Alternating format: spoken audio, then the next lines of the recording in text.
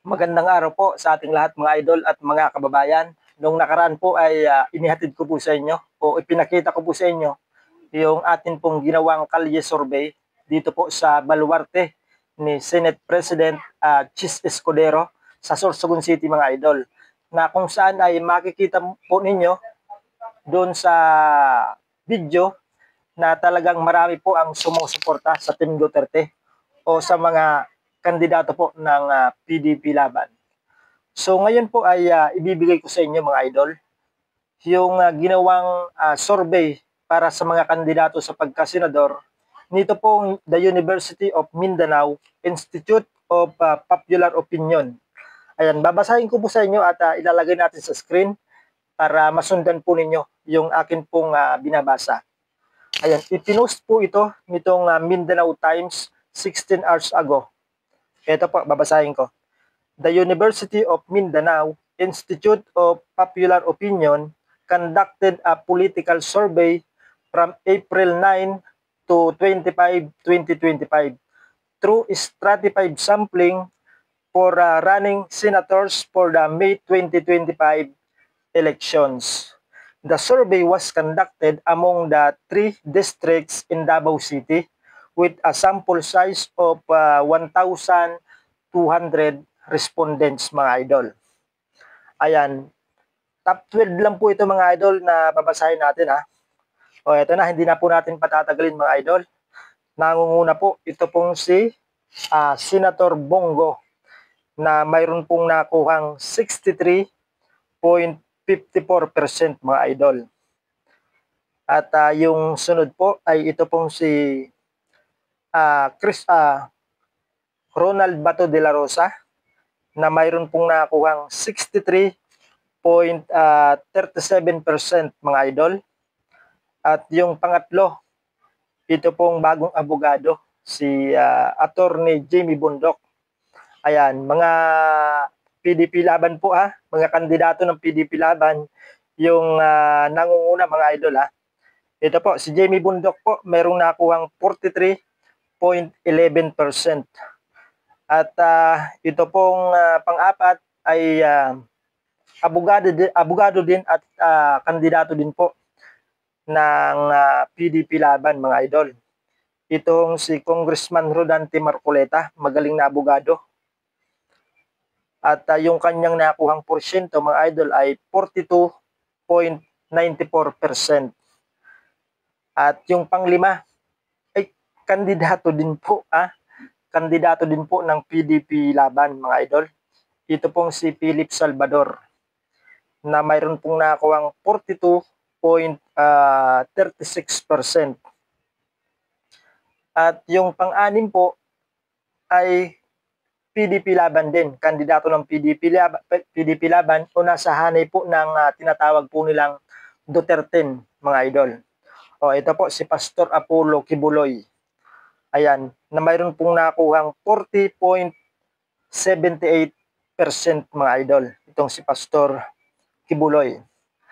At ang pang-pito ay ito pong kandidato din po ng PDP Laban, si attorney din, kung di ako nagkakamali, isang din abogado, itong si JB Hinlo, na mayroon pong nakuhang 40.12% mga idol.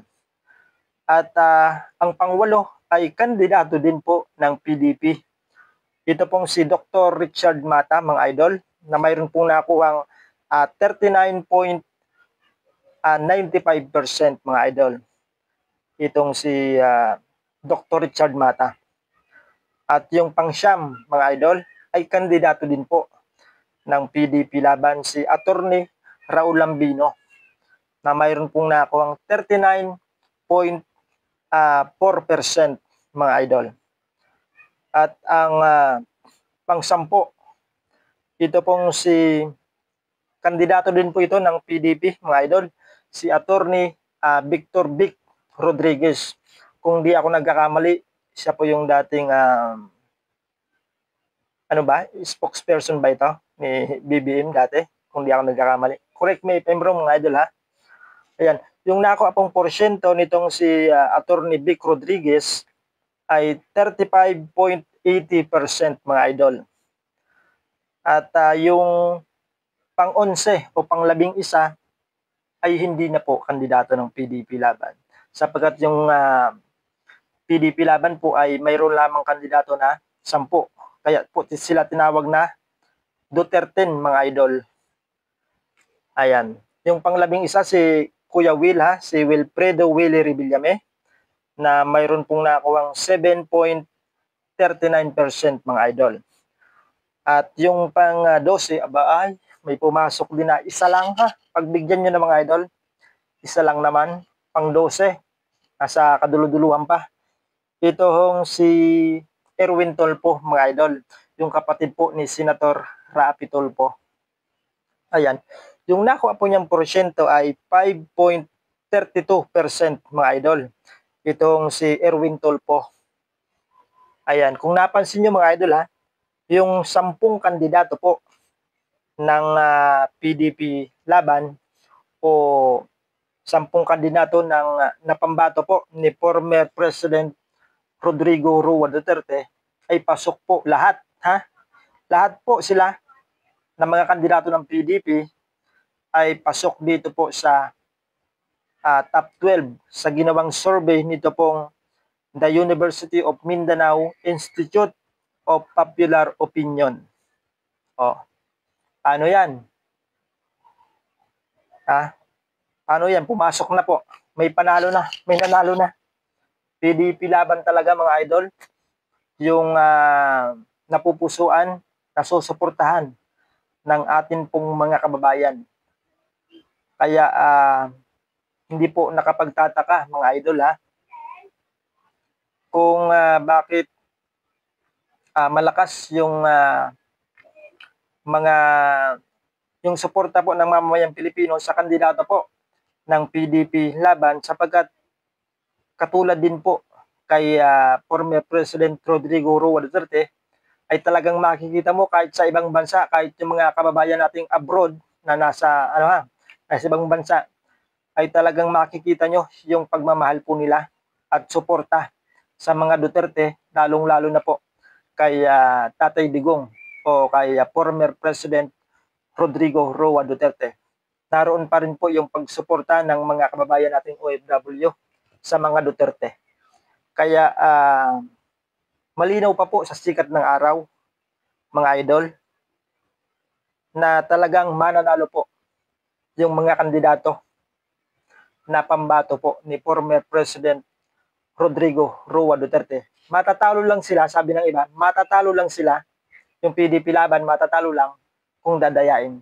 Ayan, nababasa natin yan sa mga comment doon po sa ating mga ipinopost at sa ibang post ng mga vlogger. Matatalo lang daw po yung PDP Laban kung dadayain, mga idol. Ayan. So abangan din po natin, mga idol, yung ilalabas po na pasya ng tagapamahala po ng INC, kung sino po yung mga kandidato na kanilang dadalhin o susuportahan sa darating po na eleksyon. Ayan, abangan po ninyo yan, mga idol, kapag kami ay minatanggap na, ay agad po namin ipaalam sa inyo, mga idol. So maraming salamat po sa inyong panonood, mga idol, at salamat po sa inyong suporta. Ayan, ingat po tayo palagi, mga idol, lalong-lalo na po sa mga kababayan natin dyan sa ibang bansa, mga kababayan nating mga bayaning OFW. Ayan, ingat po tayong lahat at ingat po kayo dyan sa bansa kung saan po kayo naroon ngayon. Ayan, maraming salamat po at bye-bye po.